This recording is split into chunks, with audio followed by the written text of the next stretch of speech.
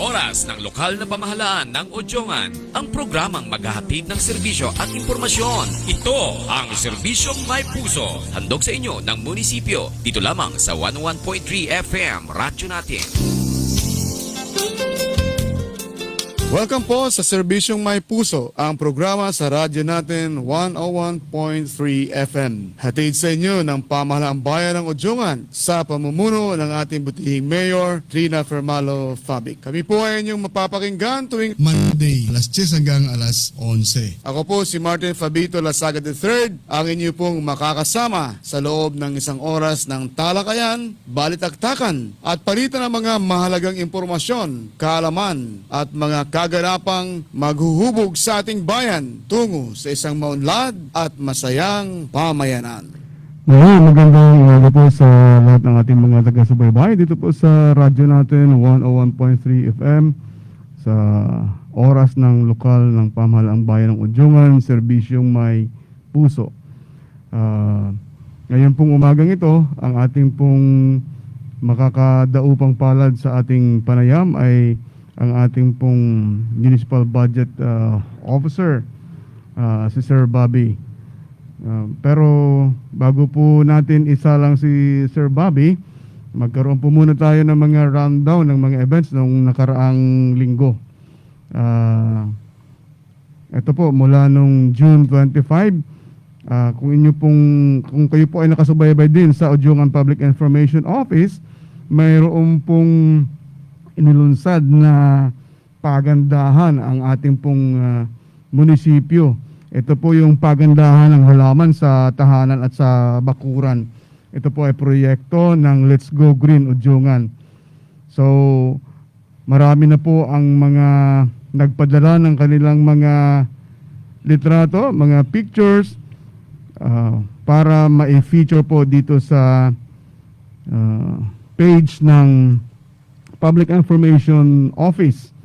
So, noong June 25 nga po, may mga naka-features na mga tanim sa bakuran nila Mary Glo Tambuong Modesto ng Barangay Paniki.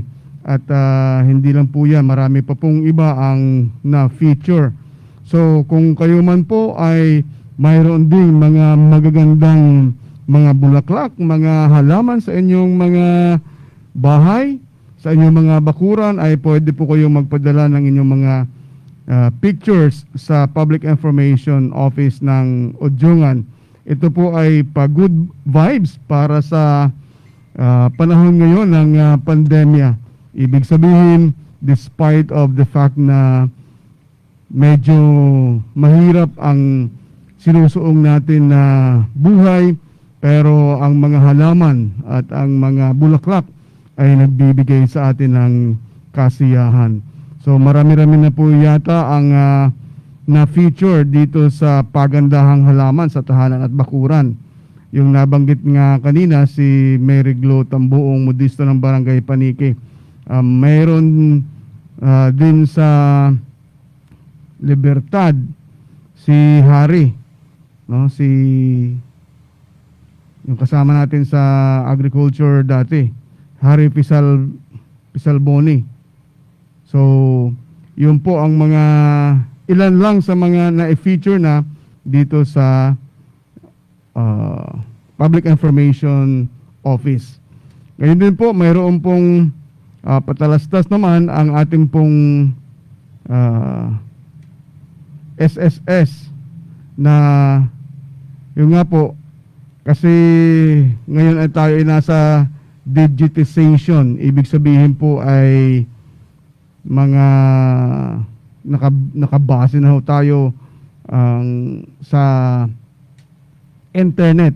Yun pong ibig sabihin noon, mayroon pong mga services na ibinibigay ang ating pong munisipyo at ating pong mga national government agencies, katulad nga ng SSS. So, bilang bahagi ng digitization efforts ng Social Security System, unti-unti na po nilang tinatanggal ang pangangailangan na mag-apply para sa mga benepisyo o utang sa pamamagitan ng papel na form at pagpunta sa branches para over-the-counting filing nito. Kung kaya't ang aplikasyon para sa unemployment benefit or UB claim sa salary loan at calamity loan assistance program ay maaari nang gawin online sa pamamagitan ng inyong .sss account sa SSS website. Ito po ay para rin sa pampublikong kalusugan at kaligtasan laban sa COVID-19. Ito po ay hatid paunawa ng SSS. So, yun po, karamihan ngayon ay online na po yung ating mga transactions. So, maliban po doon, noong nakaraang linggo din, nagkaroon ng awarding doon sa Be The Best. Ito naman po ay yung tungkol sa mga tatay, kasi nagkaroon tayo ng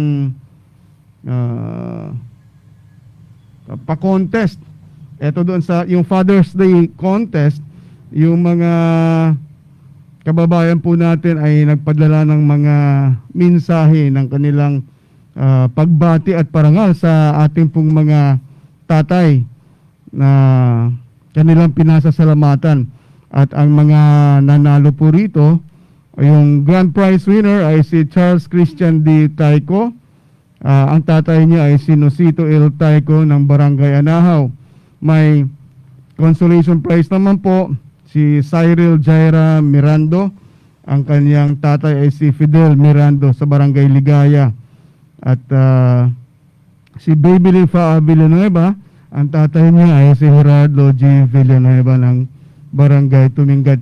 Ito po ay mga positibong mga kaganapan, mga pangyayari ang hinihikayat natin upang maging positibo pa rin po ang ating pananaw sa ating buhay at sa ating bayan despite nga po ng mga kaganapan.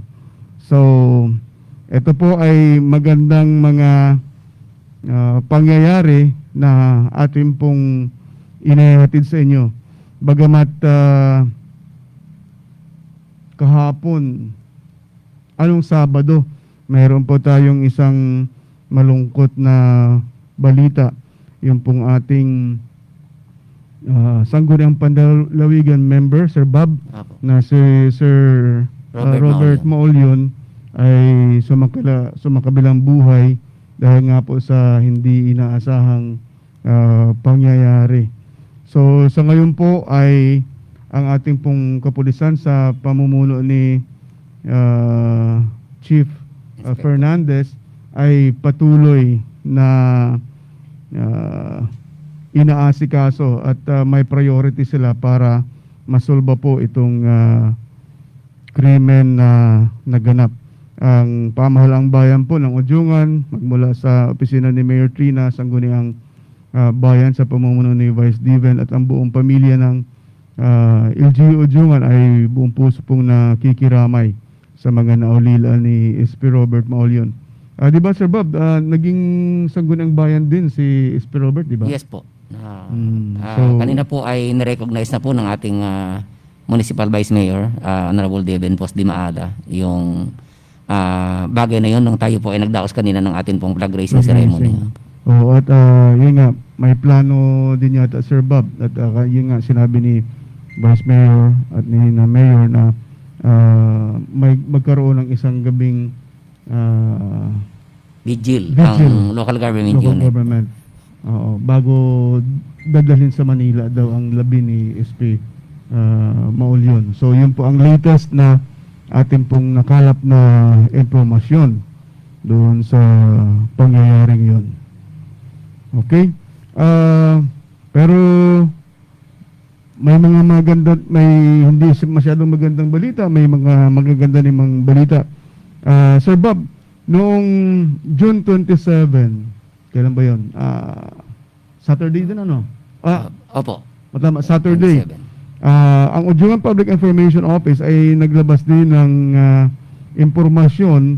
Ito po ay tungkol sa Rappler. Mayroong finiture ang Rappler na Ito po ay naka-feature ang dalawang mayor, si Mayor Trina Fermalo-Fabic ng Udjongan Romblon at si Mayor Crisel Lagman Luestro ng Tabaco Albay. Ito po ay patungkol sa kanilang creativity na ginagawa sa kanilang mga bayan in response sa pandemic. So ito pong dalawang lady mayors na ito ay na-feature sa Rappler.com.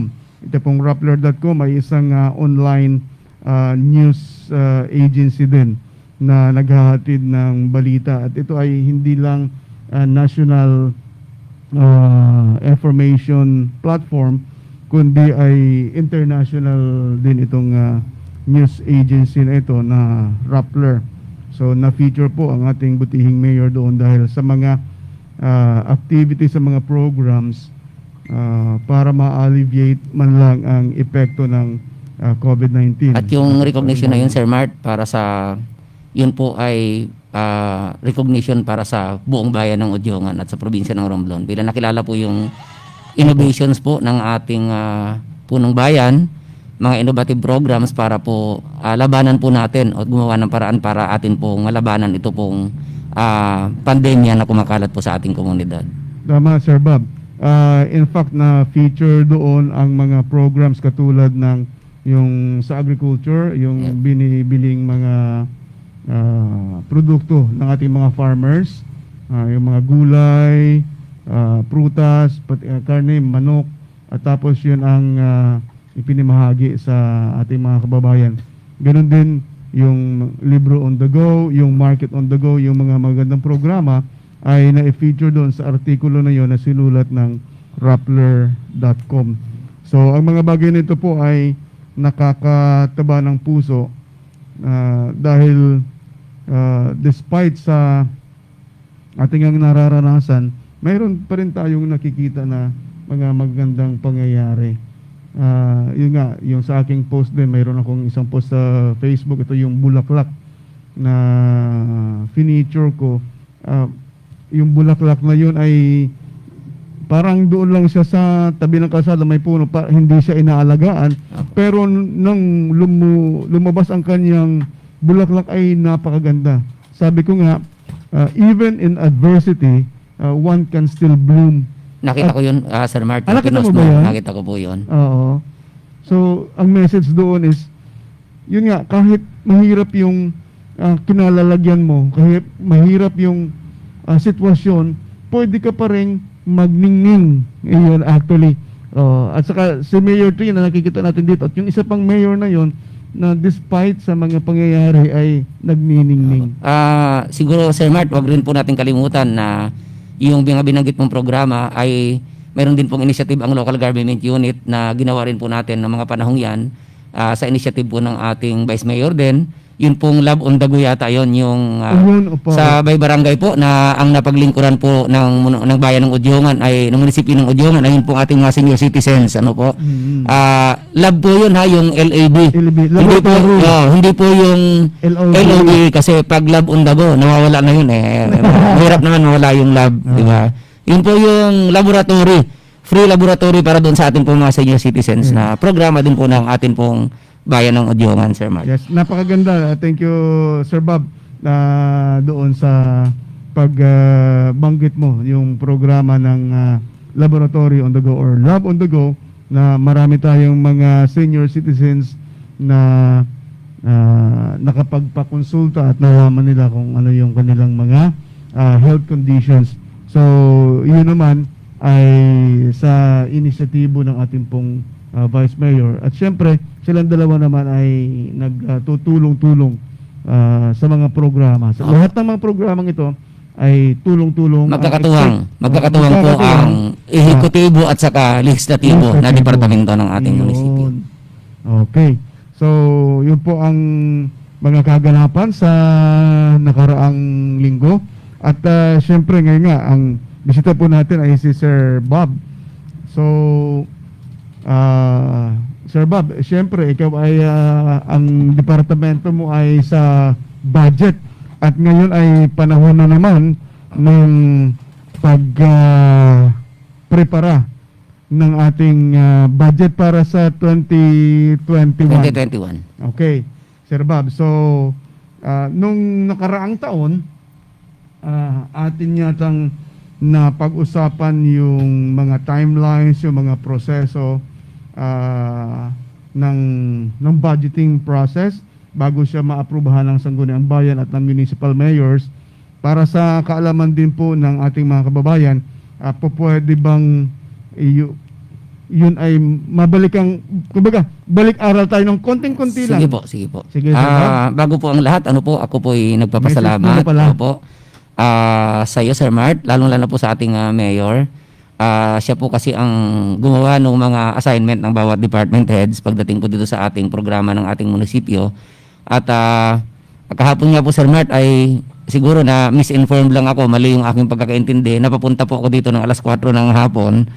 Akala ko kasi ay same time tayo. So, siguro miscommunication on my part. No?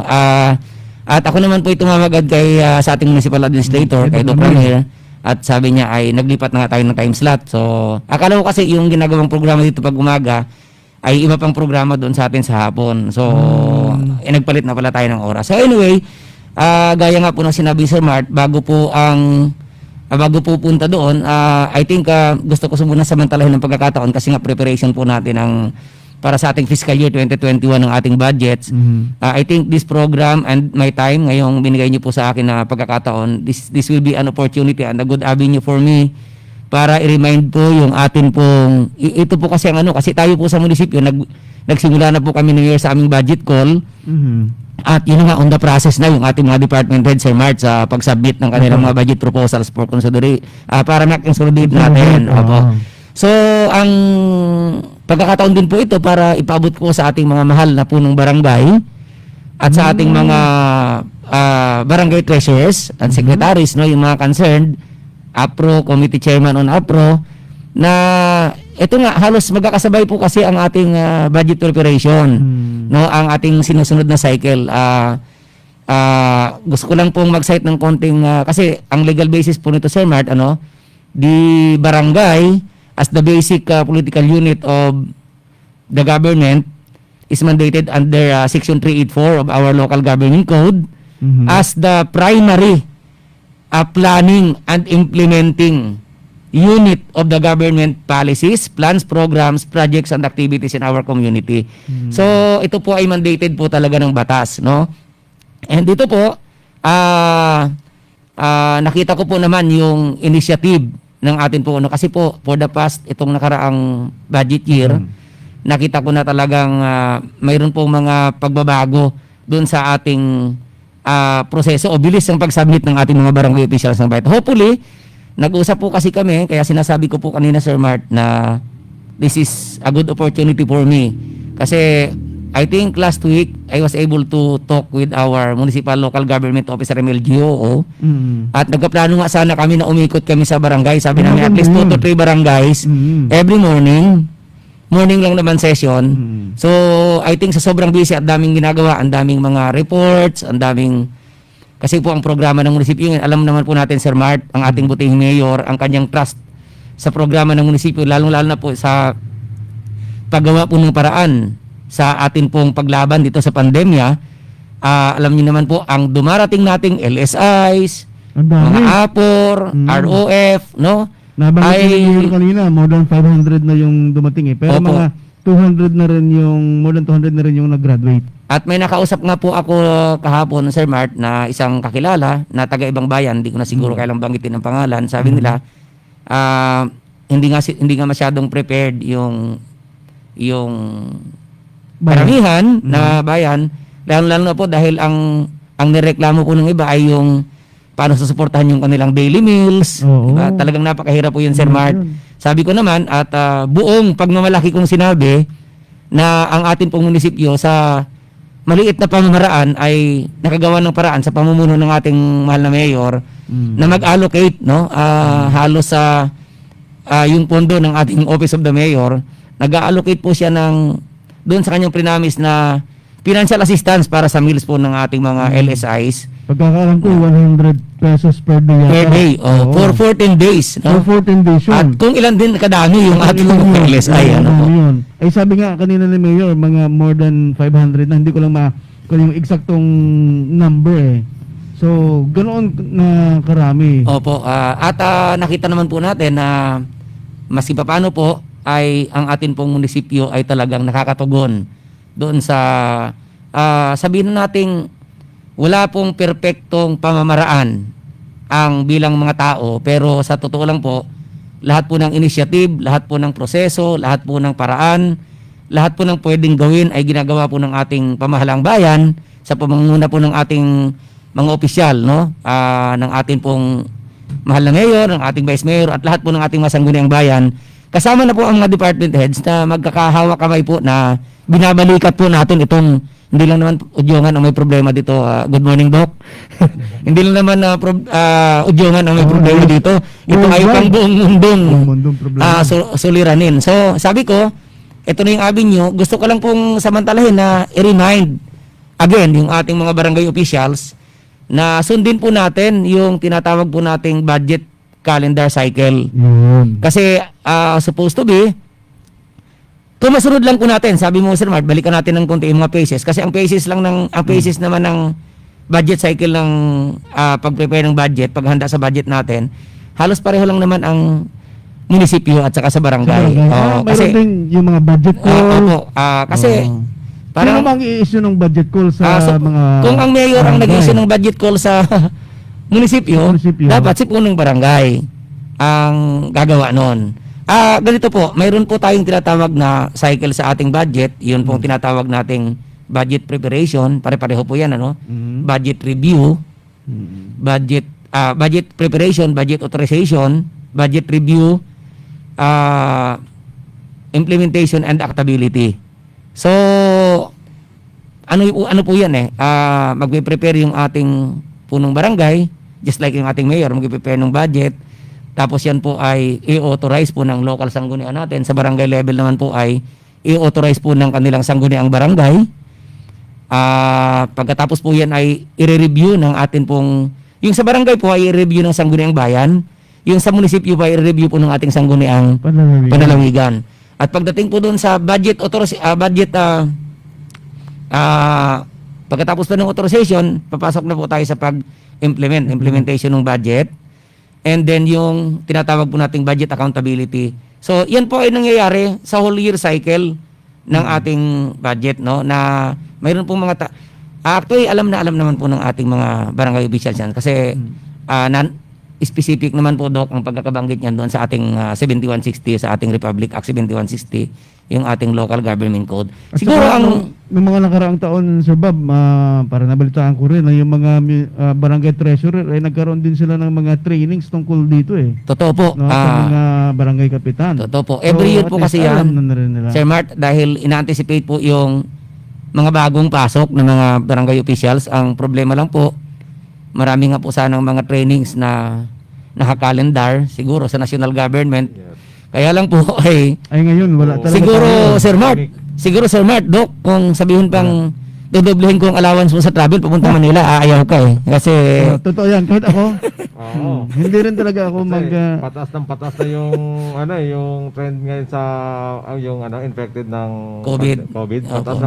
Patas pa dito sa Pilipinas kasi. At lalo doon sa Cebu.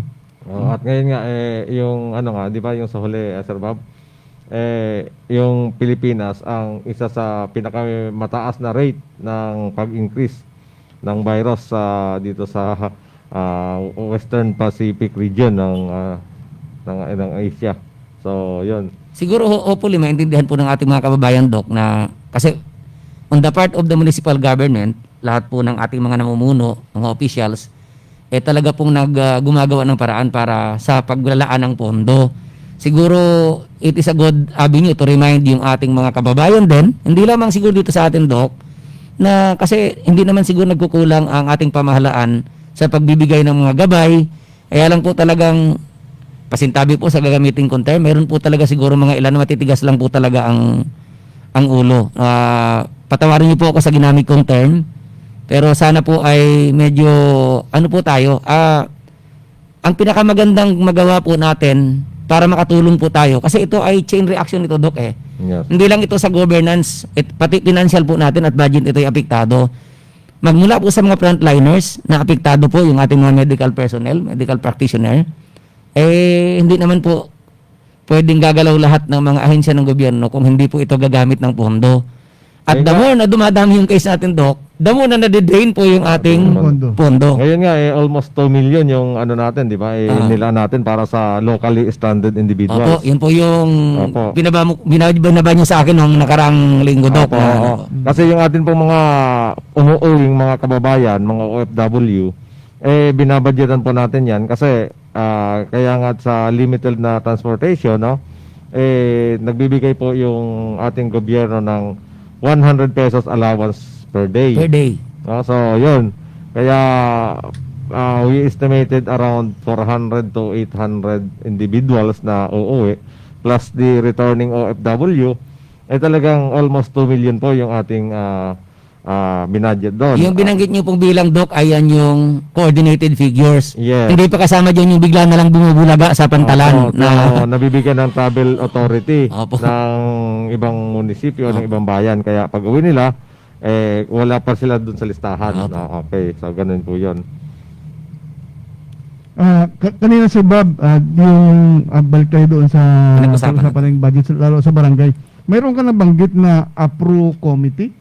Approve, tama ba yung pagkarinig ko? Opo, mayroon po kasing Appropriations. malaki Appropriation. committee on appropriation, chairman po ng committee on appropriation. Okay. Kasi malaki po yung bahagi ng chairman. Si Doc Ramir kasi nung time na nasa sanggunian siya, kasi alam naman natin na matagal na naging member ito ng ating local sanggunian. Batikan ito sa Sangguniang Bayan. Siya po ang siya po ang chairman sa committee on appropriation during that time. At malaki po ang ginagampan ng papel ng chairman ng appropriation kasi kumbaga parang overseer yan ng Yes, doon Kung talaga bang yung ina-allocate na budget ay Kailangan. justified ito po ba ay talagang kailangan, may sense of urgency, ito o baka naman mayroong ibang mga item na pwedeng hindi muna budgetan kasi hindi naman yun ang priority. Yes. Ayan po yun. So kayo, during your time, Doc, kayo po ang may hawak ng committee niyon. So parang kayo ang sumasala, parang strainer kayo Yes. ng budget. Yes. So lahat po ng mga bagay o panukala na may kilalaman sa paglalaman ng budget, ang humahawak po ng committee niyan, nagpapatawag ng committee hearing sa mga sessions, ayun pong chine-chair po yan ng ating chairman sa Committee on Appropriation. Na siguro dapat sa barangay, anyway, siguro kasi magkaiba po ang setting sa barangay kasi Doc ng konti, kasi po ang marami pong pagkakaiba, Doc, pagdating sa budget, Sir Mart. Sa barangay. Kagaya po, halimbawa, mag-cite lang ako ng kasi isipin limitado po yung ating oras. Kagaya po, ang mayor po, mayroon po siyang tinatawag na veto power. Pero ang punong barangay po, wala po siyang veto power. Dahil siya po ay member ng legislative at the same time, executive din. So, pagkakaiba ng barangay. opo. So, yun lang po siguro. Yun ang isang malaking pagkakaiba. Ang punong barangay po ay kahit po sa butuhan, sa mga ilang issue sa barangay, kung tutuusin, hindi po siya kasama sa butuhan except to break atay. Except to break atay. Oo, sa mga barangay issue. So, wala po siyang veto power yung ating punong barangay. Alam po ng ating mga mahal na kapitan yan. Alam po ng ating. Pero siyempre, umuupo din ba siya doon sa budget planning, yung sa budget preparation? Kasama po, kasi ang gagawa po talaga ng budget ay punong barangay. Katulong niya po dyan yung ating treasurer. Ayan, ang trabaho naman po ng ating sangguniang barangay, kagaya po ng ating mga sangguniang bayan, kagaya ng Doc dati, sila po ang mag-o-authorize. Ibig sabihin, i-legislate nila yung budget para maging batas ito, magiging appropriations ordinance. Total, pinag-uusapan natin yung budget ng barangay, Opo. Bawat taon, may assistance ang ating munisipyo sa mga barangay. Totoo po yun. So, yung ba ay kailangan din na sa ngayon pa lang ay identified na ng ating mga kabaranggayan kung ano yung projects na gagawin nila doon sa assistance. Mabutit na itanong yun, Sir Mart, kasi yung ating pong Municipal Planning and Development Office sa pamumuno po ni Ma'am Rosby Agaloos ay nagkandak na po kami last week, Doc, ng ating Municipal Development Council. MDC. Naka-second MDC na po kami nung Friday at doon nga po ay plinansya na po yung mga tinatawag po nating priority programs ng ating local government unit. Kasama po dyan yung ating mga kabaranggayan kasi sila po nirepresentahan po during the MDC ng ating po mga punong barangay. Kasama po dyan, of course, gusto ko pong bigyan ng pansin ito. Kasama po dyan, Doc, yung mga tinatawag po nating CSOs na bahagi po sila doon sa tinatawag nating participatory budgeting. Yung ating mga civil society organizations and yung mga iba pang stakeholders kasama po dyan. Kasi mandated na rin po ng batas yan doon sa tinatawag nating participatory budgeting. Sila din po ay may karapatang maipaabot, Doc, o magbigay ng komento patungkol sa mga proyekto na pupunduhan po ng ating local government unit. At yun, Sir Bob, ang maganda sa budgeting process kasi empowered ang mamamayan. Kumbaga, dahil doon sa representation ng mga civil society organizations na ipaparating nila kung ano yung need ng mga sektor At ng ating may pinakamahalagang bayan. term doon, Doc, yung tinatawag po nating transparency Iyon. ng atin pong budget. Kaya transparent ang budget natin. Opo. So, yun nga, yun ay naka-tie up din doon sa sinabi mo kanina na accountability Opo. during the implementation. Yes po. Yun. Sir Bob, pwede rin na ba nating mailahad dito sa ating programa kung magkano yung proposed Budget na natin. hindi, yung yung assistance muna sa barangay. Kung although pinag-uusapan pa lang yun eh. Opo, opo. Pero sabagay propose pa lang naman kasi dadaan pa sa Sangguniang Bayan kung i-approvehan ng Sangguniang Bayan yun. Actually po yung Municipal Council, Development Council, sila po ay may nag-approve na ng mga priority projects, Doc. Mhm. Ito po ay subject for adoption na lang ng atin pong Sangguniang Bayan. Bayan. Pero ito po ay approved na sa ating Municipal Development Council. Mhm. At aside po doon sa mga regular, yung mga tinatawag po nating special projects talaga na identify, mayroon po talagang 200,000 each barangay, Doc, para doon sa tinatawag po nating development fund for our barangays. Yun. Yun po yung sa panahon ni Doc, ang tawag namin doon ay municipal aid to barangays noong panahon ng kanyang sanggunian siya. At natatandaan ko yan, nung una kong pasok dito sa munisipal, parang mga 30,000 lang yata. I think, yes, 40 to 50,000. 40 to 50,000 lang yon every year. Yeah. Pero ngayon pala, halos umabot na rin sa mga 200. So, malaki-laki Do na. ano po, alam naman po natin, gusto nga po namin humingi ng paumanhin sa atin pong mga barangay official, sa ating mga kababayan. Alam naman po ng lahat, hindi lingid na medyo magmula sa national government, Doc, ay medyo kinakapos din po ng budget. Kaya hindi rin po ganun kalaki ang masasabi nating increase doon sa ating internal revenue allotment na binigay sa atin ng ano.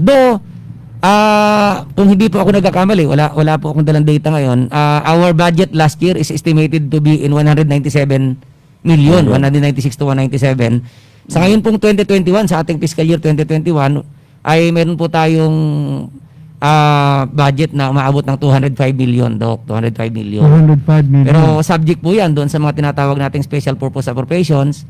Yun po ay kasama pa doon yun. Naalisin pa natin doon yung 20% development fund, yung 1% po natin sa ating senior citizens at PWD, 1% sa ating municipal council for the protection of children.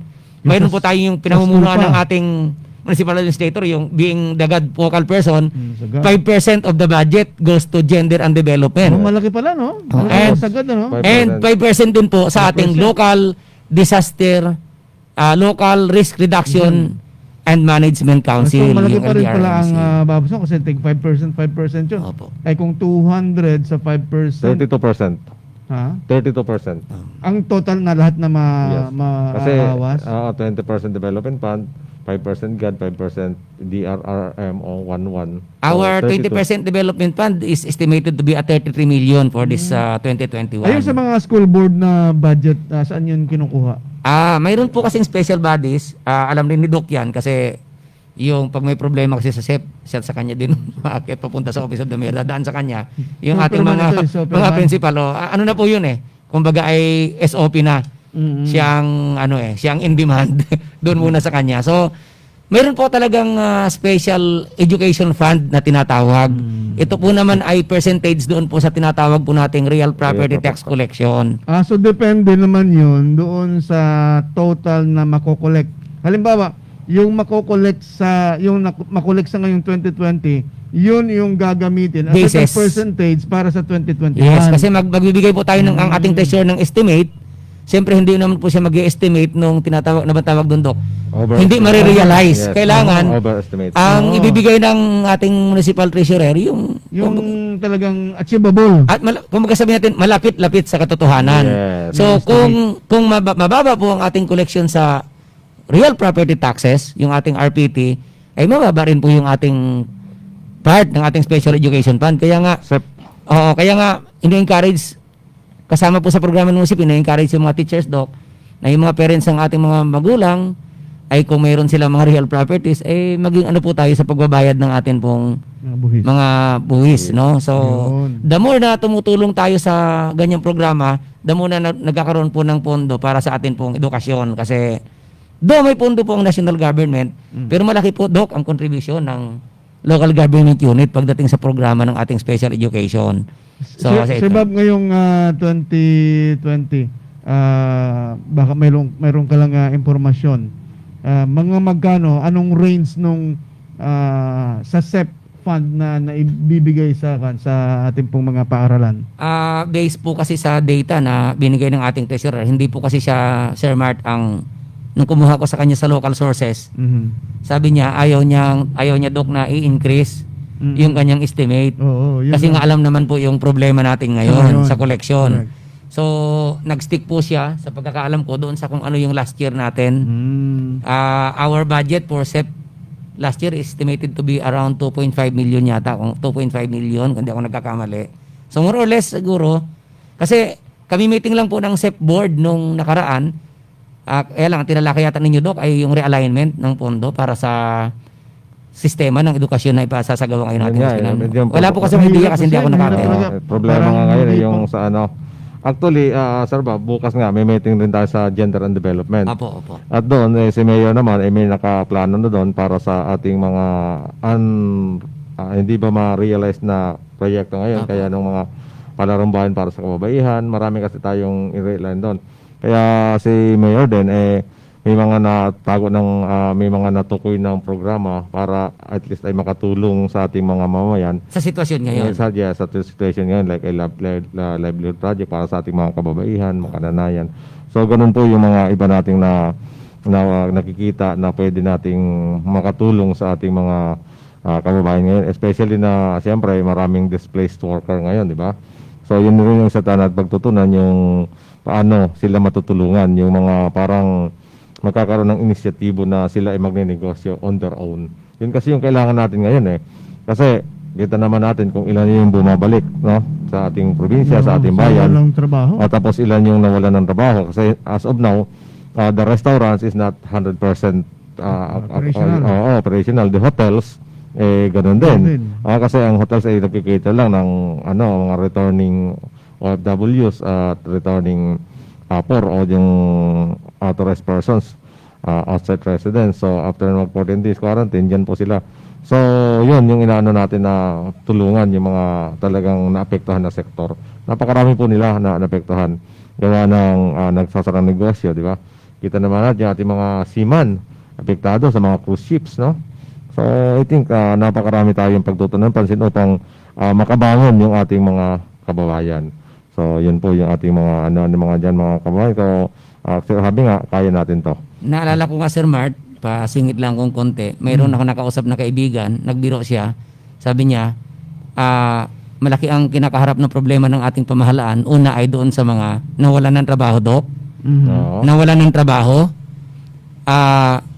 At hindi maitatanggi na kailangan din tulungan yung mga walang trabaho. At yung mga wala ng balak talaga magtrabaho nung uno pa, kailangan din tulungan. So, wala tayong choice dyan Kumbaga, ang problema ng komunidad ay problema ng ating pamahalaan. So, medyo mabigat-bigat ang hamon na hinaharap natin ngayon, especially kaya nagpapasalamat tayo at ang ating mga opisyal ng ating pamahalang bayan ng Odyongan sa pumuno ng ating mayor ay mayroon silang mga tinatawag nating mga matatalinong pagdesisyon para makita talaga kung ano yung talagang sinasabi na kailangan. Kasi yun ang dapat tugunan. Yun naman po talaga sa budget, Sir Mart which is the priority. Kaya nga may tinatawag tayong priority, no? So, Maganda rin yung aking nabasa sa Facebook, sa internet, na ang sektor ng agrikultura ay siyang pupwede ngayon ang magpaangat sa atin. correct. Kaya nabanggit mo kanina, marami yung nawala ng trabaho, marami yung wala na rin, sabi mo, wala nang planong magtrabaho. Kasi yung mga dating walang trabaho Oo, na, wala yun. naman talagang balak maghanap Oo. ng trabaho. Pero ito ay panggising doon sa mga walang planong magtrabaho. Na, ito yung pagkakataon na ipakita nila na pwede pa lang magtrabaho ka at kumita. Yes. Oo. Yung ang sa yung pinost ni nung Johnson po pala doon yung sa Facebook. Ah, oo, ang yung mga daming matanim, oo. talong. So, nag-message siya sa akin na sabi niya, kung sana itong mga kababayan natin na walang trabaho ay mag-engage uli sa agriculture, mabubuhay tayo. Kahit tayo ay Yes. nasa isla, mabubuhay Correct. tayo. Oo. Yes, correct. And speaking of agriculture, gusto ko lang pong batiin si Sir Sald.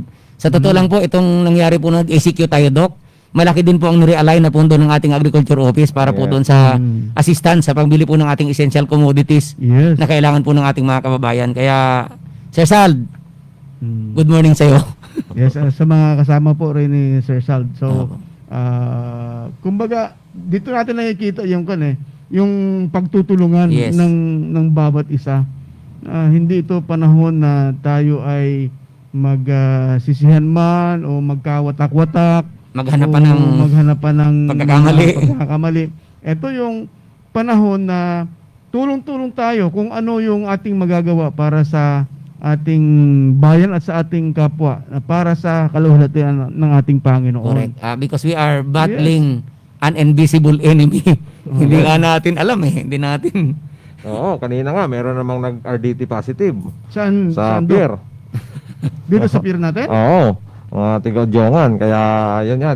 Kaya nga, yun yung kagandahan ng ating RDT sapagkat kanina po, may na-encounter na naman tayo na nag-positive sa RDT. So, diretso na yung Doc sa ating isolation facility. Andun sa, yung dalawa nasa isolation facility, yung dalawa ay nasa evacuation center. Yun din po ang gusto sana nating ipakiusap, Doc. Paulit-ulit nyo rin binabanggit ito sa ating mga kababayan. Alam kong sumasakit na, Doc, ang inyong ulo, pati yung ating mga officials, pati yung ating mayor na, sana yung ating pong mga naka-isolate, yung ating mga naka-quarantine, sana naman ay sundin nila yung mga proseso doon sa quarantine facility. Yes. Kasi, mayroon akong mga ilang nabalitaan. Ay doon to kung totoo ito.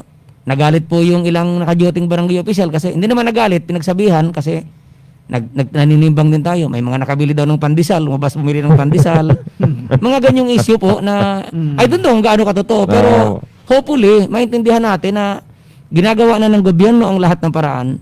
Ang sa atin na lang part ay yung sumunod tayo sa proseso. Yes.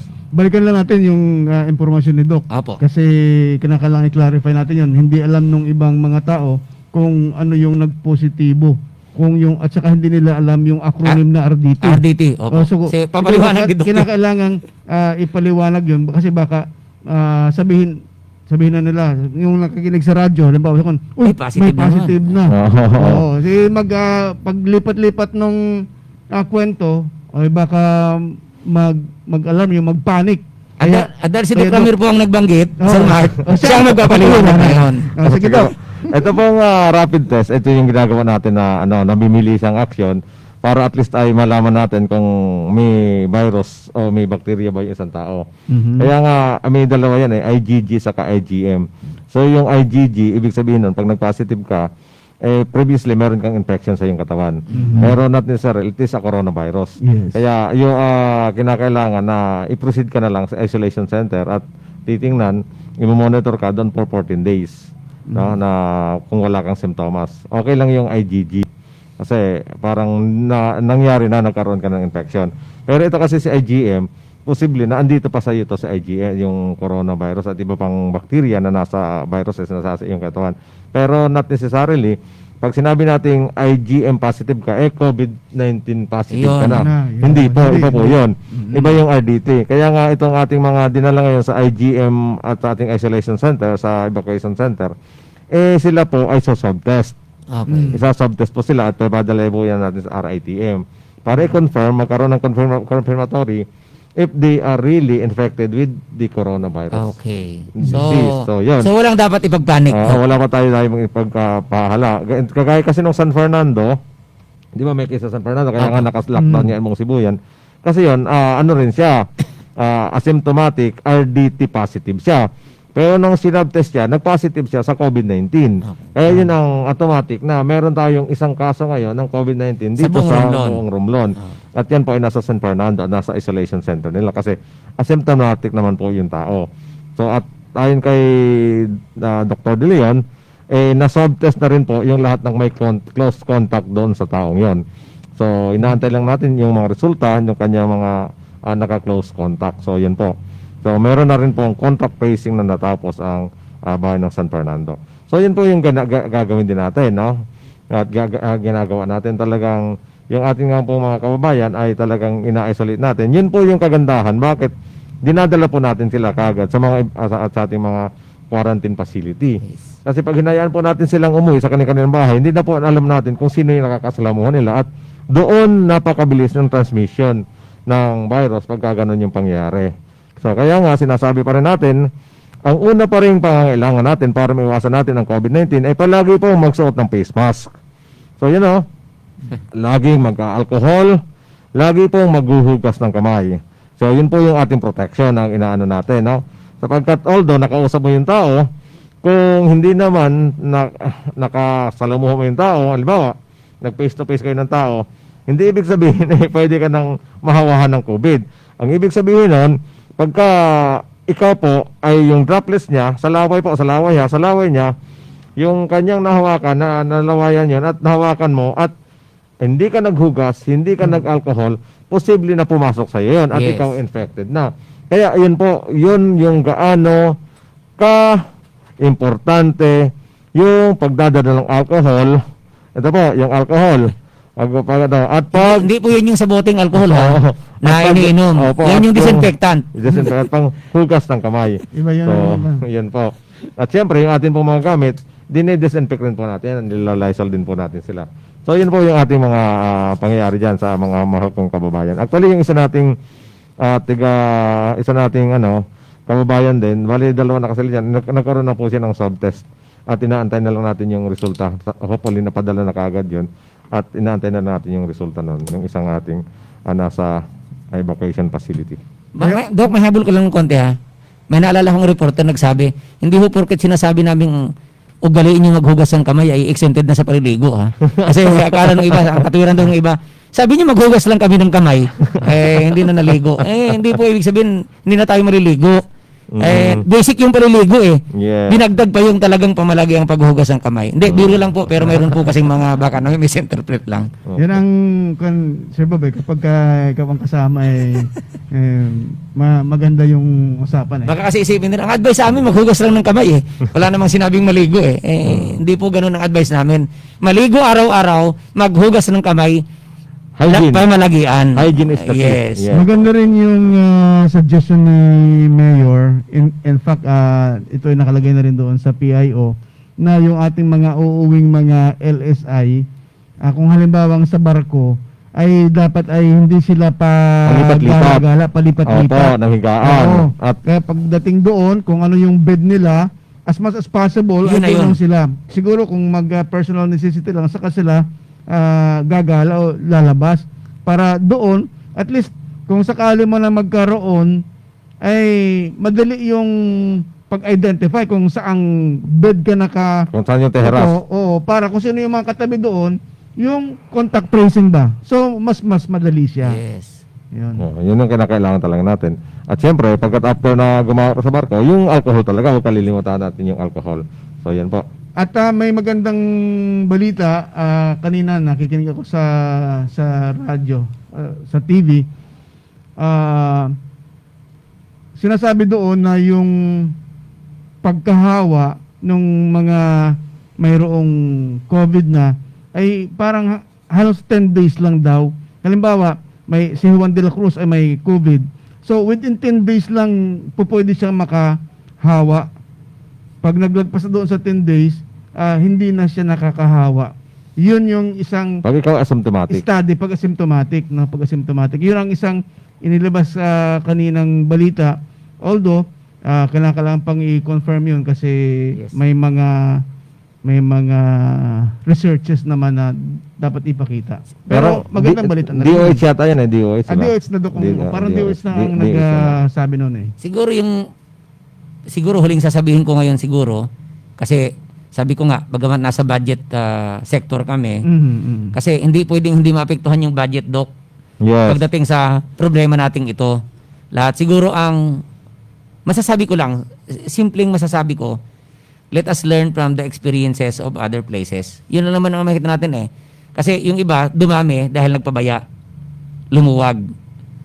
So yung iba naman, naghigpit, na control. So Yeah. siguro ay doon tayo matututo ng ating, hindi naman, actually ang Udyogan napakaswerte, Doc. Hindi nga tayo ganun kahigpit talaga eh. No? So hopefully, ma-observe natin, ang ating mga kababayan ay mga masusunurin naman sa batas talaga. Pero wala namang perpektong komunidad, mayroon po talagang medyo mangilan-ngilan lang. At kung sino man yung mga mangilan-ngilan na yon, kilala nyo kayo yon. At yung mga masunurin naman, kilala nyo rin. So pugay kami doon sa mga masusunurin sa batas, pugay. Okay. Mabilis ang oras. So, Oo. Sir Bob, halos tapos na. Magaling na kapanayam. Kumbaga ay may mga magagandang inputs na naibigay. So sa ating pong mga kababayan, although ang pinag-usapan po natin primarily ay ang tungkol po sa budget preparation ng ating pong local government units sa barangay at saka sa municipal level. Pero nakapagbigay pa rin po kami ng mga ibang mga impormasyon na siya pong makakatulong sa atin upang tayo ay makagawa ng mga magagandang desisyon sa ating pakikisalamuha sa ating kapwa. Maintain po natin ang social distancing, lagi pong magsuot ng face mask, no? Kasi para sa kapakanan ng bawat isa.